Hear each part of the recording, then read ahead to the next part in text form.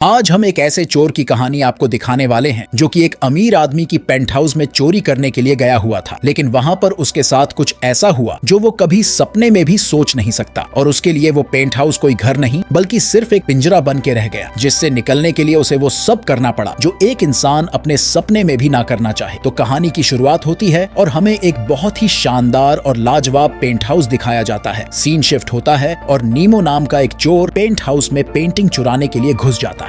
ये paint house बहुत ही secure था। उसके अंदर जाने के लिए नीमो बाहर लगी टेम्परेचर रैंडम मशीन में एक कोड डालता है, जिसके बाद उसके पास सिर्फ 7 मिनट होते हैं जिसमें वो चोरी को अंजाम दे सकता है। अब नीमो घर के अंदर घुसता है और सभी पेंटिंग्स को चुराने लगता है, लेकिन यहाँ नीमो को वो पेंटिंग नहीं मिलता जो सबसे महंगे थे और जिसे लेने के लिए उसके बॉस ने उसे वहाँ पर भेजा था। इधर टाइम भी खत्म हो रहा था, तो नीमो कहता है कि मुझे उस पेंटिंग को ढूंढने के लिए और टाइम चाहिए। इसलिए वो जाता है और टेम्परेचर रैंडम मशीन में दोबारा से कोड डालता है। इस बार मशीन से अलार्म बजता है और पूरा घर लॉक हो जाता है। ये अलार्म इतना तेज था कि नीमो उसकी आवाज से परेशान हो रहा था। वो चिढ़ रहा था, इसलिए वो इस अलार्म को बंद करने के चक्कर में रैंडम मशीन को ही तोड़ डालता है। नीमो कांच की खिड़कियों को तोड़ने की कोशिश करता है, पर इसका कोई फायदा नहीं होता। वो हर मुमकिन कोशिश करता है, लेकिन घर से बाहर निकल नहीं पाता है। नीमो घर के मेन दरवाजे की तरफ जाता है और उसे तोड़ने की कोशिश करता है। ये दरवाजा लकड़ी का था, इसलिए नीमो हाथ पैर मारता है, लेकिन जैसे ही वो ध्यान से देखता है तो बिल्कुल तंग रह जाता है, क्योंकि ये दरवाजा बाहर से लकड़ी का था, लेकिन असल में ये लोहे का बना हुआ था, जिसे तोड़ पाना नीमो की बस की बात नहीं थी। अब नीमो को प्यास लगती है, इसलिए वो किचन में जाता है और पानी पीने लगता है। यहाँ पर नीमो देखता है कि घर में पानी भी खत्म होने वाला है और फ्रिज में खाने पीने के लिए थोड़ा सा ही सामान है। इतने में फ्रिज से ट्यून बजने लगती है जो नीमो को बिल्कुल भी पसंद नहीं आती। वो बाहर जाता है और अपने साथियों से कांटेक्ट करने की कोशिश करता है, लेकिन नीमो की किसी से भी बात हो नहीं पाती है। यानी अब वो इस घर में पूरी तरह से बंद हो चुका था। धीरे धीरे नीमो फ्रिज में से खाना खाने लगता है और पानी भी यूज करता है। पेट पूजा करने के बाद नीमो टीवी ऑन करता है तो उसे बिल्डिंग के सामने कैमरास की सीसीटीवी फुटेज नजर आता है। ऐसे ही उसे नींद भी आ जाती है और वो सो जाता है। अगली सुबह नीमो थोड़े से पानी से खुद को साफ करता है। वो घर में पड़ी चीजों को देखता है। यहाँ उसे पता चलता है कि घर में मौजूद कोई भी फोन काम नहीं कर रहा है। घर घूमते हुए नीमो को घर के बीच एक स्काईलाइट नजर आती है और वो समझ जाता है कि अब मैं यहीं से बाहर जा सकता हूँ। नीमो स्काईलाइट तक पहुँचने के लिए घर की चीजों को सेंटर में इकट्ठा करना शुरू कर देता है। तभी नीमो को प्यास लगती है, पर अब पानी खत्म हो चुका था। बहुत ढूंढने के बाद नीमो को फिश टैंक की लाइन मिलती है, पर फिश टैंक का पानी पीने लायक नहीं था। इसके बाद वह बचा खुचा खाना खाता है और अपने काम में लग जाता है। इसके बाद नीमो थक हार कर टीवी के सामने बैठ जाता है, जहाँ उसे एक लड़की नजर आती है जिसकी नाम जैस्मिन थी। जैस्मिन बिल्डिंग के क्लीनिंग डिपार्टमेंट में काम करती थी। अगली सुबह नीमो देखता है कि किचन में कुत्तों का खाना रखा है जो खाने के काम आ सकता है। इधर फिश टैंक से भी डेली सुबह कुछ देर के लिए पानी आता था। इससे नीमो काफी खुश हो जाता था।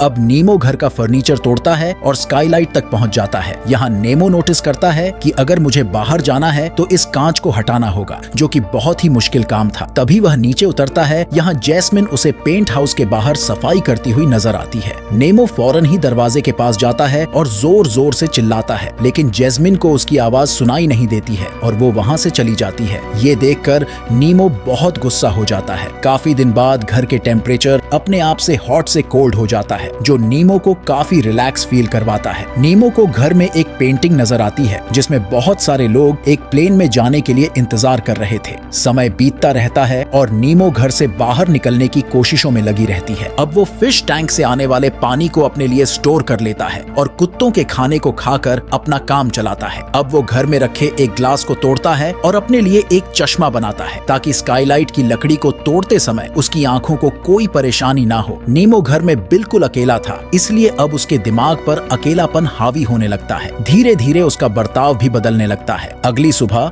वो घर की एक दीवार पर पेंटिंग बनाना शुरू करता है और रोजाना स्काईलाइट की लकड़ी को काटने में लग जाता है। कुछ दिन बीतते हैं और नीमो को घर के बाहर एक कबूतर नजर आता है। नीमो का दिमाग अकेलेपन से भर चुका था, इसलिए वो उस कबूतर से ही बात करने लगता है, उससे मदद मांगता है। लेकिन जैस्मिन की तरह कबूतर भी उसकी बात नहीं सुन पाता और वहाँ से चला जाता है। फिर इसके बाद में नीमो अपनी भड़ास निकालने के लिए घर के ओनर, उसकी बच्ची और डॉग के पेंटिंग को खराब कर देता है। ओनर के कमरे में घुसते हुए वो उसके कबर्ड में रखे कपड़ों को देखता है। तभी उसे कबर्ड के अंदर एक सीक्रेट दरवाजा नजर आता है। नीमो जब इस कमरे में घुसता है तो उसे एक अजीब सी पेंटिंग एक पुतला और बाइबल मिलती है जिसे नीमो पढ़ने लगता है। काफी देर बाद जब वो बाहर आता है तो उसकी नजर कमरे में लगी एक पेंटिंग पर जाती है जिसमें बिना कपड़ों की एक लड़की और लड़का था। नीमो उस पेंटिंग में खुद को और जैस्मीन को इमेजिन करने लगता है। इसके बाद नीमो सोने के लिए बिस्तर पर जाता है जहाँ उसे एक तस्वीर नजर आती है जिसमें एक लड़की बिना कपड़ों की थी। नेमो उसे देखते देखते सो जाता है। अगली सुबह नेमो उठता है और देखता है कि जैस्मिन पेंट हाउस के बाहर सफाई कर रही है। वो फिर से दरवाजे के पास जाता है और दरवाजे को पीटता है, लेकिन जैस्मिन इस बार भी नीमो की आवाज को सुन नहीं पाती है और वहाँ से चली जाती है। इस पर नीमो बहुत उदास हो जाता है और घर के अंदर आकर सो जाता है। नीमो को अब हम एक सपने में देखते हैं जिसमें वो देखता है कि वो एक आर्ट एग्जीबिशन में गया है। यहाँ घर का ओनर और नीमो एक पेंटिंग के बारे में बात करते हैं। घर के ओनर को नीमो की एक पेंटिंग बहुत ज्यादा पसंद आ जाता है। तभी नीमो देखता है कि घर के ओनर जैस्मिन से कुछ कहा और उसकी पेंटिंग की तारीफ करने लगा। इतने में वो वहाँ से निकल गया, यानी कि उसका जो सपना था वो टूट जाता है। नीमो की आंख खुलती है और वो स्काईलाइट की लकड़ी में लगे स्क्रूज को निकालने में लग जाता है, लेकिन ये काम काफी मुश्किल था, इसलिए उसे अभी और टाइम लगने वाला था। अब नीमो को भूख लगती है, लेकिन घर में खाना खत्म हो चुका था, इसलिए वो फिश पॉट से मछलियों को निकालता है और मारकर पकाकर खा जाता है। इसी के साथ नीमो अपनी अधूरी पेंटिंग को भी पूरा करता रहता है। अब नीमो का डेली रूटीन काफी कॉमन हो गया था। वो उठता है, दीवार की पेंटिंग करता है और स्क्रू निकालने में लग जाता है। नीमो अब रोजाना कुत्ते का खाना खाना शुरू कर देता है, जिस वजह से उसकी हरकतें भी अब थोड़ी थोड़ी कुत्तों जैसी हो जाती है। एक दिन नीमो घर की एक पेंटिंग को तोड़ देता है और उसकी मदद से इसकी लाइट में लगे स्क्रू को निकालने लगता है, पर यह काम करते हुए उसका ध्यान भटकता है और एकदम से वो नीचे गिर जाता है, जिसकी वजह से उसके पैर में चोट लग जाती है। अब कुछ दिन बाद न्यू ईयर आ जाता है। ये न्यू ईयर नीमो के लिए बहुत अलग था, लेकिन वो अकेले ही घर के अंदर न्यू ईयर को एंजॉय करता है। यहाँ उसके ख्याल में जैस्मिन होती है और हम देखते हैं कि वो घर के अंदर आ चुकी है और नीमो के एकदम करीब है, लेकिन वो उसे किस नहीं करती। ये बिल्कुल उस पेंटिंग की तरह था जो नेमो ने कुछ टाइम पहले देखी थी, लेकिन तभी ये सपना टूट जाता है। जी हाँ दोस्तों, असल में ये नीमो का ख्याल था। जैस्मीन तो कभी घर के अंदर आई ही नहीं, वो अभी घर में अकेला ही है। अगली सुबह जब उसकी आंख खुलती है तो वो अपने पैर पर पट्टी बांधता है। तभी उसके दांत में बहुत तेज दर्द होने लगता है, जिसे नीमो निकालने ही वाला था। तभी वो देखता है कि घर के ओनर ने उसे जोर से धक्का दिया और उसका सर जमीन से लगा, जिस वजह से वह घायल हो गया। नीमो को बहुत तकलीफ होती है, लेकिन तभी उसे घर के ऊपर लगा फायर सेंसर नजर आता है। नीमो फौरन उठता है और एक मैग्नीफाइंग ग्लास से घर से आ रही धूप की मदद से